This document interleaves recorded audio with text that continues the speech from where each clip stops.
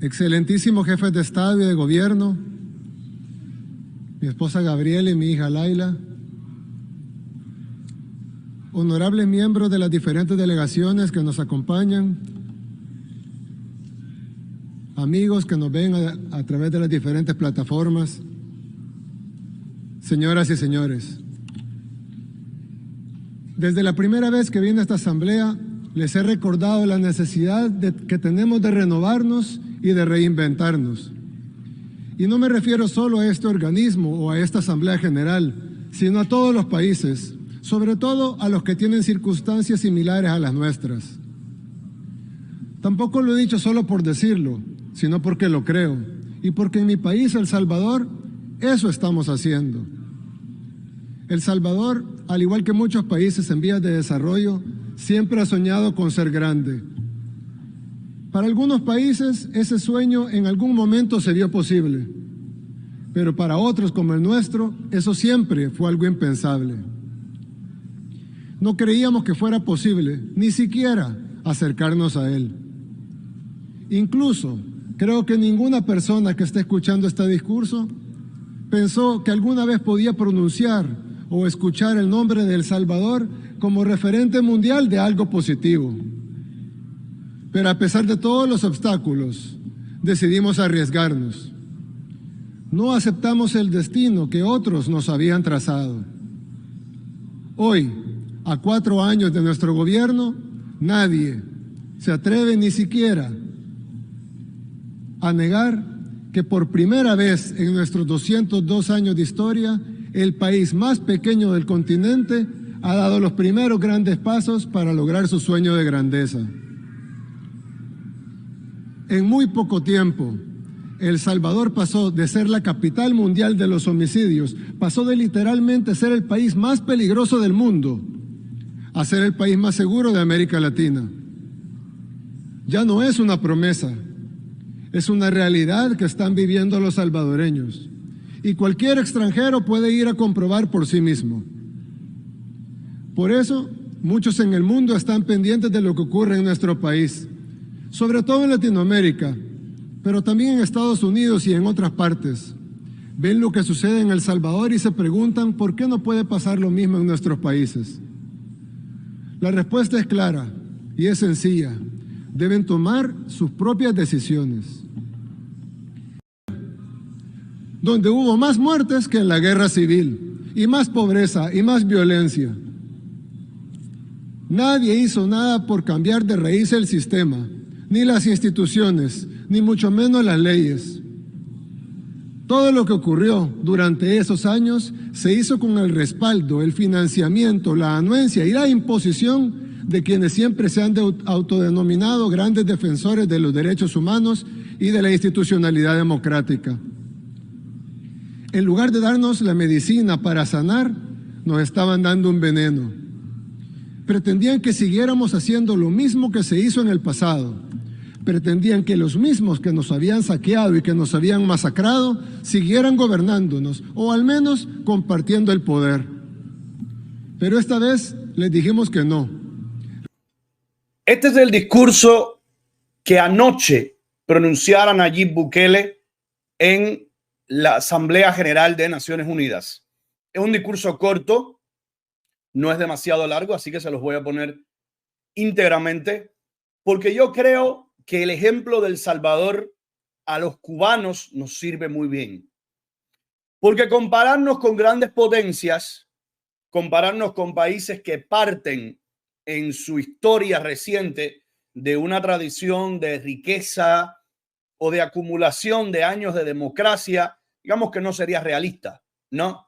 Sin embargo, El Salvador es un ejemplo perfecto para usted compararse cuando usted quiere saber qué puede lograrse cuando se toman decisiones acertadas. Aún decisiones muy polémicas. Tranquilo que aquí todo no es coser y cantar, ¿eh? Aquí todo no es un camino de rosas con un arco iris al final.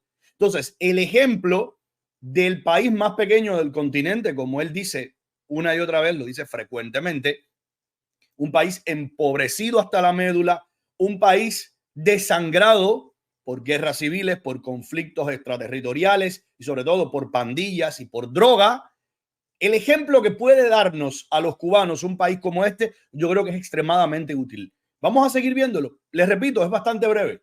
Rechazamos el veneno y tomamos, por primera vez, probamos nuestra propia medicina. Gracias a Dios funcionó.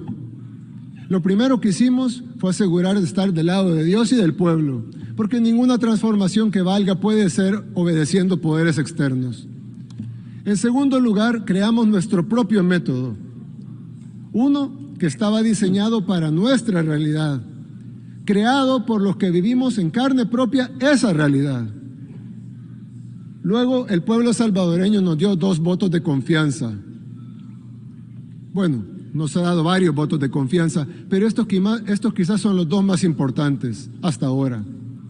El primero fue cuando me eligieron como su presidente. El segundo fue cuando decidieron darnos, a través del órgano legislativo, la gobernabilidad. Sabíamos entonces que teníamos una obligación con el pueblo. Todas las decisiones que hacían falta para arreglar nuestro problema más urgente, la inseguridad, debían ser tomadas. De poco hubieran servido los esfuerzos que estábamos haciendo para mejorar la salud, la economía, si seguían matando a nuestra gente y los jueces y fiscales dejaban libres a los asesinos. Yo no puedo dejar de remarcar algo. Él está leyendo. Esto no es sencillamente conversacional. Nadie habla así conversacionalmente. Usted se da cuenta de que él está leyendo. Él está leyendo precisamente con el teleprompter que yo le explicaba ayer. ¿Usted se acuerda? Yo le decía, para aquellos que no lo han visto, son 2 especies de cristalitos transparentes que te proyectan las letras. Eso es algo extremadamente común entre mandatarios y en las altas instancias de este mundo y requiere de un mínimo entrenamiento, ¿no?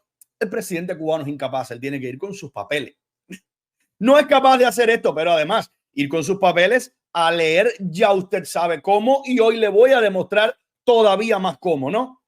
Ahora escuchen la forma de leer, la forma de hablar, la forma de pronunciar un discurso de un presidente que no avergüenza a su pueblo. Un presidente que aún, si usted está en contra de él, si usted forma parte de la oposición legítimamente, a usted no le avergüenza. Usted no siente bochorno de que esta sea la persona que le represente a usted en Naciones Unidas. Por más que usted se le oponga, no luce como un imbécil. No luce como un subnormal que está ahí balbuceando palabras y diciendo lo que puede y traspapelando sus folios, ¿no? Vamos a seguir escuchando a Bukele. De poco servía transformar la educación si desde las mismas cárceles las pandillas daban órdenes para matar cobardemente a nuestra niñez y reclutar forzosamente a nuestra juventud. No podíamos dedicarnos a invertir millones de dólares en construir infraestructura vial. Lo hacíamos, pero no iba a ser suficiente si los salvadoreños no podían caminar libremente por esas calles. Así que tomamos la decisión de depurar el Ministerio Público, la Fiscalía, el órgano judicial y el sistema carcelario. Además, cambiamos las leyes para asegurarnos de que los terroristas no salieran de nuevo de la cárcel. Y fue en ese momento cuando comenzaron las condenas internacionales. Pausa un segundo, porque él dice algo más adelante que yo voy a adelantar ahora que él menciona el tema de las cárceles. Yo he visto muchísimas críticas razonables, sensatas, no estoy diciendo que no, a la forma en la que tienen hacinados y la forma en la que muchas veces tratan inmisericordiamente y las leyes de hierro que rigen la vida de estos presidiarios en las cárceles de Bukele, ¿no? Y él dice una cosa, que el que me diga que es mentira, yo le digo, vaya y busque la prensa más elemental y después venga a discutir.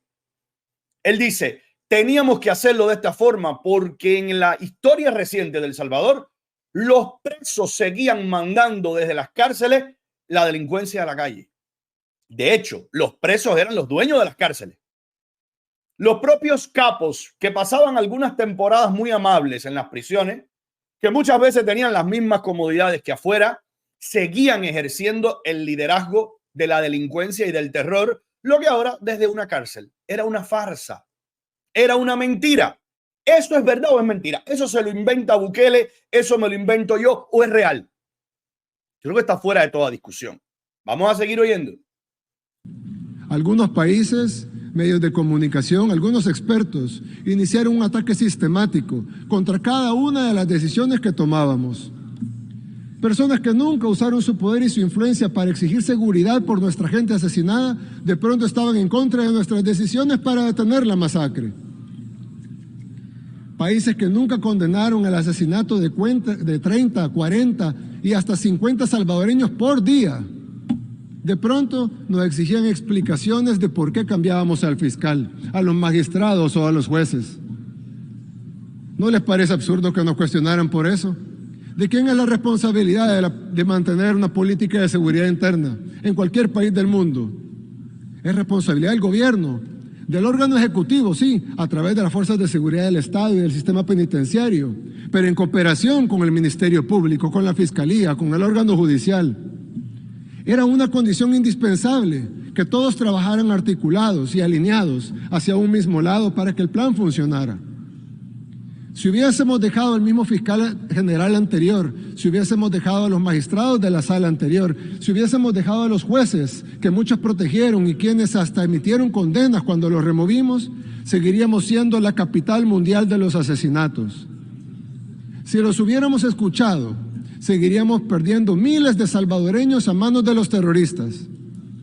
Gracias a Dios, no les hicimos caso.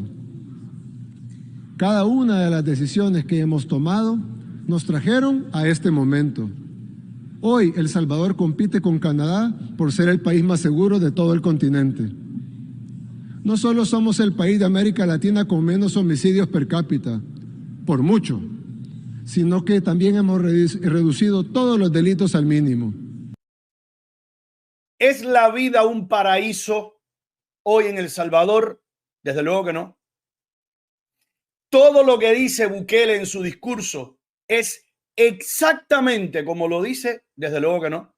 Si usted escucha los discursos de Fidel Castro, de Raúl Castro, de Díaz-Canel, de Daniel Ortega, de Nicolás Maduro, también sus países se parecen bastante a una especie de paraíso terrenal, sobre todo en Cuba, la educación gratuita. ¿Cuántas veces escuchamos los cubanos y cuántas veces caló ese discurso? No solo es que lo dijeran y lo repitieran, sino que el mundo muchas veces les creía. Cuando Fidel Castro decía, tenemos el país más seguro del mundo, tenemos una educación de primera gratuita, tenemos la mejor educación y la mejor salud del mundo, somos una potencia médica. ¿Cuántas veces lo decía y cuántas veces el mundo le creía? De hecho, le creyó el propio Bukele. Ustedes lo recuerdan cuando era todavía alcalde de San Salvador. Me encantaría, estoy esperando que alguien le haga la pregunta, voy a tener que ir yo a El Salvador a hacerle la pregunta. Presidente, ¿todavía usted cree esto? Vaya para saber dónde ubicarnos con usted, ¿no? Porque si de repente no sale con sí, Cuba es un paraíso para mí, Cuba es un paradigma, ya ahí no tengo más nada más que hablar con usted, ¿no? Espero que la desinformación que tenía varios años atrás haya sido corregida sobre la marcha. ¿Por qué estoy diciendo esto? Porque no, las cosas tampoco son ideales y ningún mandatario, ningún presidente va a ir a Naciones Unidas a sacar la basurita de debajo del tapete.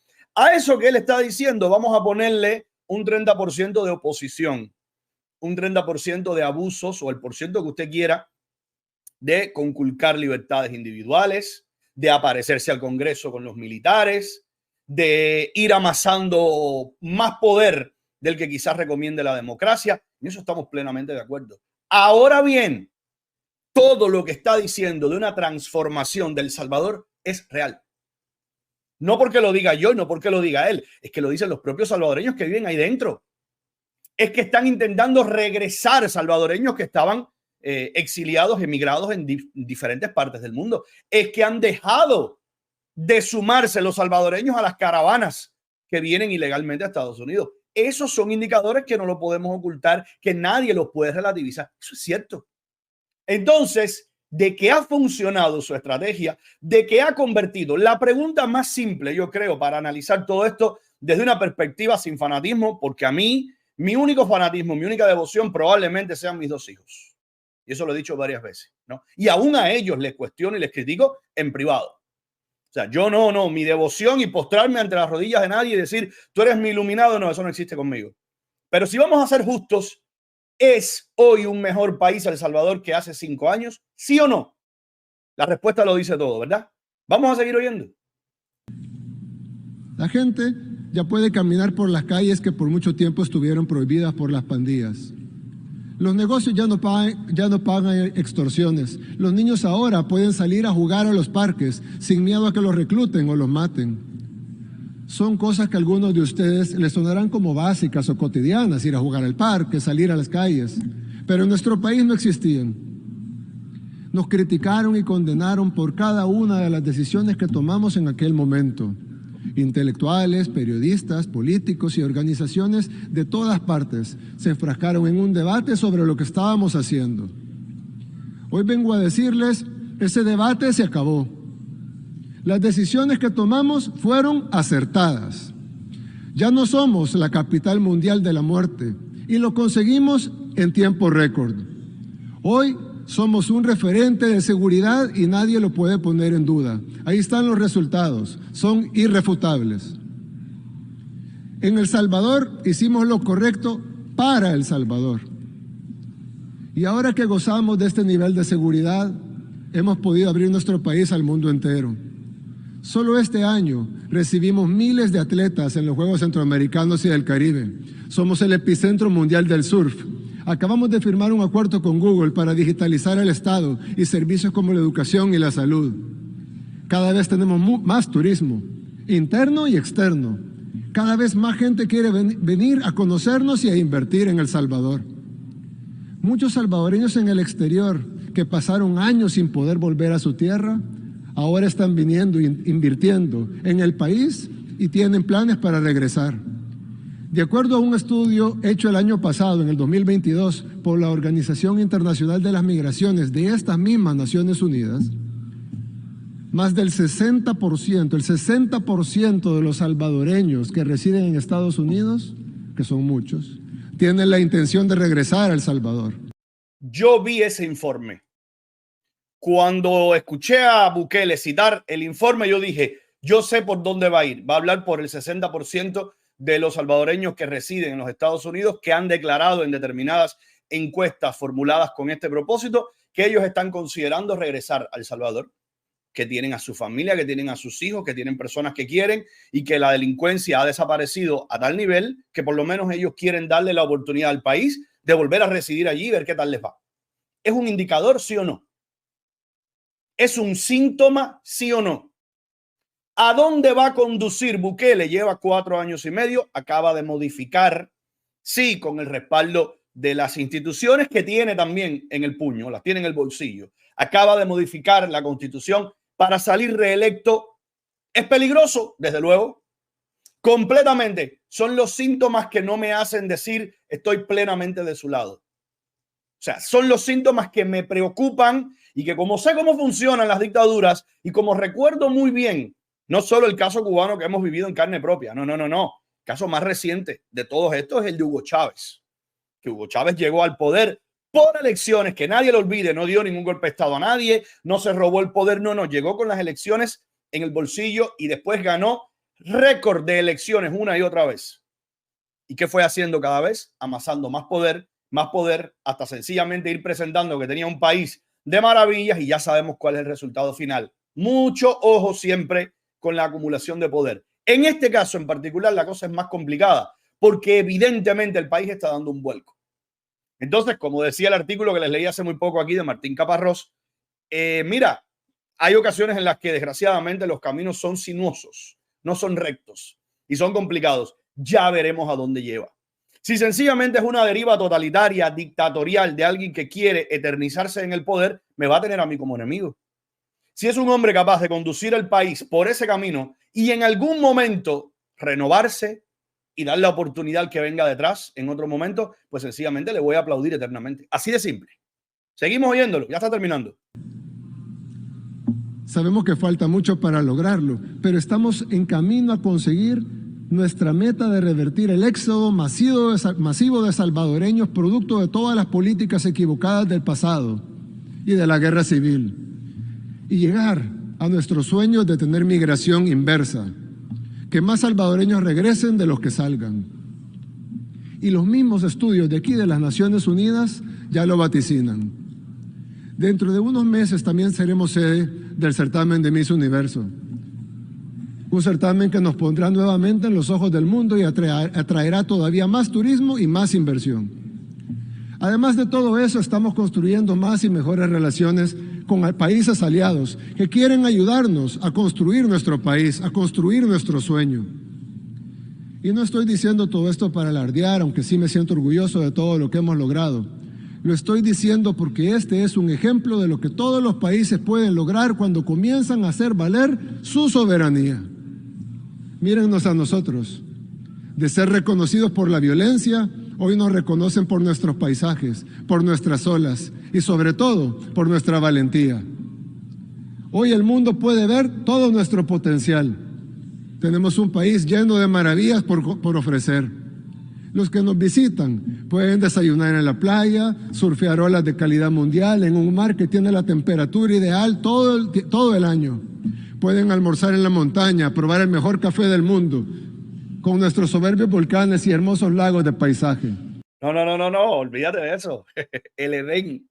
No, eso es ser político, indudablemente. Quienes dicen, no es un político, no era un político de carrera hace muchos años. Después fue ya sencillamente alcalde y ya se convirtió en político antes de ser presidente, ¿no? Carisma.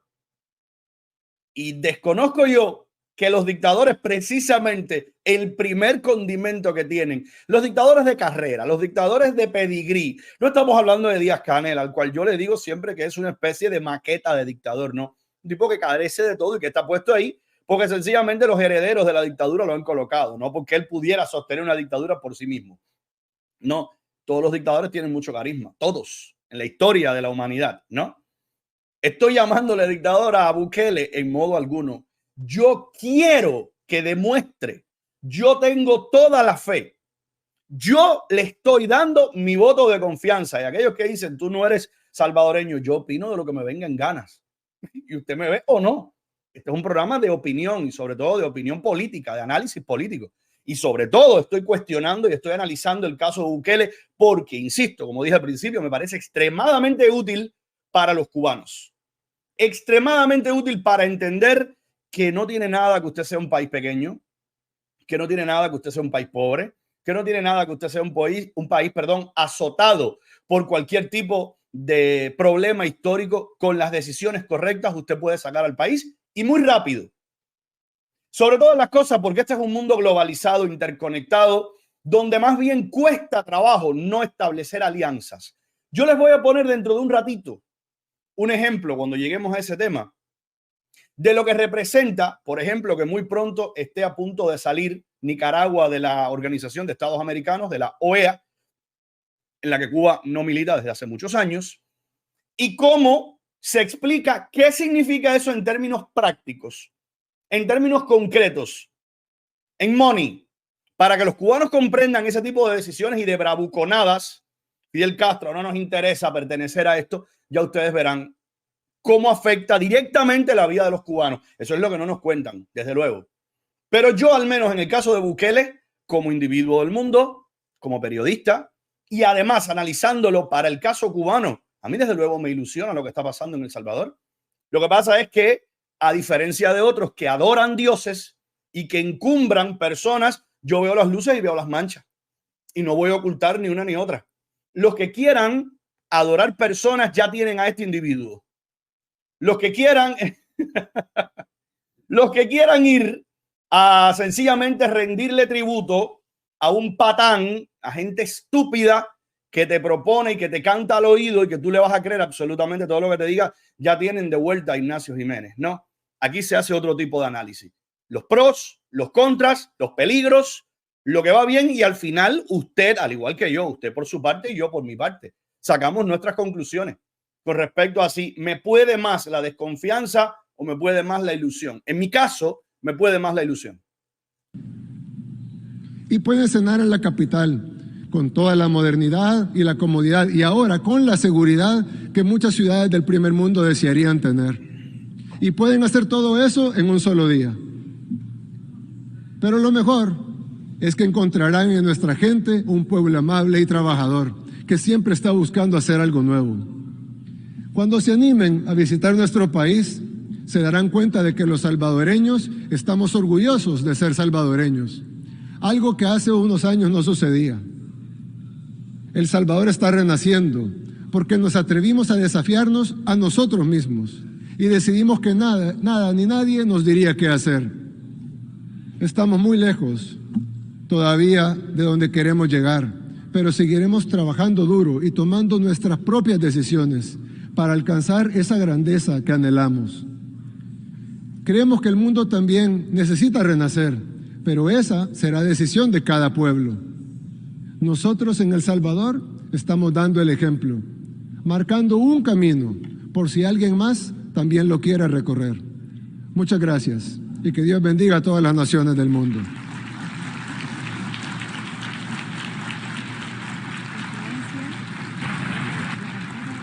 Miren a la niña ahí sentada con la mamá, con la esposa de él, junto con la delegación. No es común ver niños ahí, ¿eh? On behalf of the... Vaya, de hecho, yo ni siquiera estaba muy seguro de si era algo permitido o no. Evidentemente, si estaba ocurriendo es algo permitido, ¿no? Pero bueno, ahí estaba la niñita. De hecho, hay un momento al inicio del discurso de él que se oye ella de fondo dando una pequeña, no perreta, pero diciendo un par de cositas, ¿no? Fue un momento bastante divertido. Yo quiero ponerles ahora un reportaje, ya que estamos hablando de esto, un reportaje que yo creo que demuestra muy bien cómo la prensa muchas veces hace un trabajo poco honorable y que mirándolo con una perspectiva imparcial, tú te das cuenta de cuál es el sesgo, a dónde quieren ir. Nayib Bukele acaba de firmar, El Salvador acaba de firmar un acuerdo con Google, con uno de los gigantes tecnológicos del planeta. Un contrato de modernización de tecnología que perfectamente puede ayudar a El Salvador a dar otro salto más. No va a ser la única decisión que sencillamente va a sacar al país del tercermundismo, ¿eh? Hágame el favor. No. Esto es un paso más entre todos los que hay que dar, sencillamente, ¿no?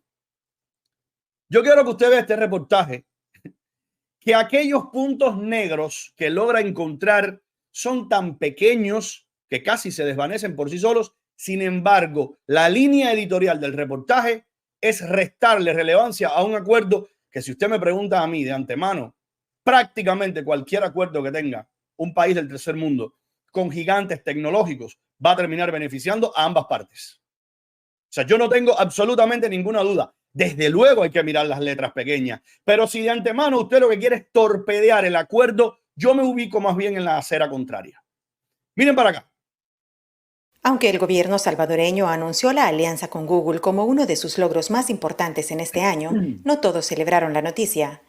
Diputados de oposición aseguran que el acuerdo no estipula cuánto invertirá Google en el país, sino solo la inversión del Estado. Esa es una primera mancha que le encuentran, ¿no? No dice de antemano cuánto va a invertir Google, sino lo que va a poner la parte del Salvador. ¿Sabe qué? Yo veo esto más bien como un gesto de transparencia, porque yo a quien le puedo exigir de antemano es al funcionario electo de mi país, en este caso al presidente, a los ministros que han logrado el acuerdo. Ya veremos cómo lidiamos con la corporación, pero si de antemano nos ponemos con este tipo de tonterías, yo creo que sencillamente hay una mala intención detrás, ¿no? Vamos a seguir oyendo. Lo que estamos viendo es más bien que El Salvador va a comprar servicios que nos podrán costar, y cito, al menos $500 millones en total. Para implementar la alianza, el Congreso aprobó la Ley General de Modernización Digital del Estado. Diputados del partido oficialista defienden la medida. Nos vamos a convertir en el hub tecnológico de Centroamérica. Algunos economistas, como Otto Rodríguez, consideran que esta idea podría no tener el impacto esperado en el país. Si esto al final termina siendo una oficina donde van a haber 30, 40 personas, o sea, bueno, qué bien por las 40 personas que se van a generar empleo, pero el problema es que nuestra economía necesita 80,000 empleos anuales. Pero vamos a esperar. Yo estoy plenamente de acuerdo en que una oficina no va a resolver un carajo en una nación como El Salvador. Pero, hombre, yo veo que se va en esa dirección. A ver, yo no quiero tener ningún tipo de predilección o de favoritismo. Yo estoy intentando ser justo.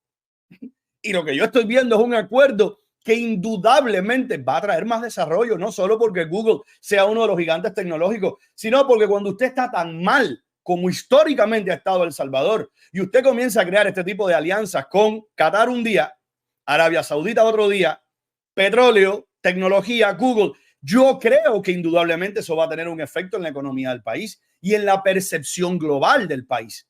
Y percepción global significa incentivos para la inversión. Incentivos a la inversión significa generación de empleo, creación de riqueza, más oportunidades y precisamente que más salvadoreños quieran regresar. Yo he hablado en este programa hasta el cansancio de lo que aportaríamos tantos cubanos de tantas ramas graduados de ciencia y técnica, de enseñanza, de arte, de salud, de periodismo, de todos si sencillamente regresáramos a aportarle a un país donde nacimos y de donde nos hemos tenido que ir a aportar en otras sociedades. Entonces, si usted me empieza a hablar de que este acuerdo, bueno, ya veremos, pero si es solo una oficina con 30 gente, desde luego que si es apenas una oficina con 30 gente, como pasó en Cuba, que el acuerdo con Google fue, lo que les permitieron a Google fue única y exclusivamente tener el taller de cacho, donde el password para conectarte al Wi-Fi tenía que ver con algo de los 5 euros. ¿Usted se acuerda de eso? Pues yo me acuerdo. Desde luego que ahí no va a tener impacto ni un carajo, pero Google ha testificado la cantidad de proyectos y cómo quisieron conectar a Cuba entera y el gobierno cubano no quería, porque no quería perder el control. Entonces vamos a dar la oportunidad que esto funcione. Por su parte, los académicos opinan que el país aún necesita generar las condiciones para atraer inversión real de empresas tecnológicas y prepararse para ofrecer mano de obra cualificada. Si queremos atraer inversión extranjera de alto valor agregado y de calidad, tenemos que preparar el recurso humano, tenemos que formar a los jóvenes, tenemos que mejorar los niveles matemáticos. Google dijo en un comunicado que con esta alianza ayudará a modernizar los servicios gubernamentales y mejorar la atención sanitaria y la educación del país. Claudia Saldaña, Voz de América, El Salvador. A mí sencillamente todos estos pasos me parecen en la dirección correcta. Absolutamente todos. Voy a decirle más. Mi preocupación por la deriva totalitaria es menor que el reconocimiento de lo que ha logrado en el país. En el momento que yo crea que se desbalancea la cosa en dirección contraria, también lo voy a decir. Gústele a quien le guste, pésele a quien le pese, enójese a quien se enoje. Este es mi programa, aquí yo digo lo que me da la gana. Ya dije, para todos aquellos que quieren adorar personas, a todos aquellos que se postran ahora mismo ante los pies de él, o de Milei, o de Trump, o de quien sea. Llámele usted como le quiera llamar. Incluso los que se postran a los pies de un tirano imbécil y mediocre como Díaz-Canel, ¿no? Que sí no puede presumir de absolutamente nada. A eso yo les digo, ahí tienen a este, ¿eh? Ahí tienen a este, por cierto. Esto es una reaparición de nueva época, ¿eh? Estas son las personas a las que aparece un idiota a contarle milongas y se las creen y terminan adorándolo y diciéndole, tú eres el tipo más inteligente que ha parido la faz de la tierra, tú nos vas a sacar de esta deriva oscura en la que llevamos ya 65 años. No, esa no es mi función. Pero de momento, mi análisis, sacando cuentas pros y contras, me parece completamente ilusionante. Me parece perfectamente que ha demostrado durante su mandato que le ha dado un cambio al país drástico. Ni siquiera un cambio cosmético, no, un cambio drástico. Un cambio que no se había visto con ninguno de los presidentes anteriores. Al menos durante los últimos 100 años ha sido el cambio más drástico y uno de los ejemplos paradigmáticos de la región. No por gusto, el efecto Bukele está contagiando a otras regiones. No por gusto, muchos otros países están pidiendo políticos con similares comportamientos. Y todos aquellos que se enfocan en solamente una parte de la historia, yo les digo, vayan y cuéntenle eso a todas las personas que han podido regresar a sus casas en barrios, en territorios que eran ya propiedad prácticamente de las maras, de la Mara 13, de la Mara Salvatrucha, de la Mara 18, de esta, de la otra, y cuénteles entonces que a ustedes eso les parece muy mal, ¿no? Pero bueno, cada cual es libre, por supuesto, de pensar como mejor le venga en gana, ¿no? Como mejor le parezca.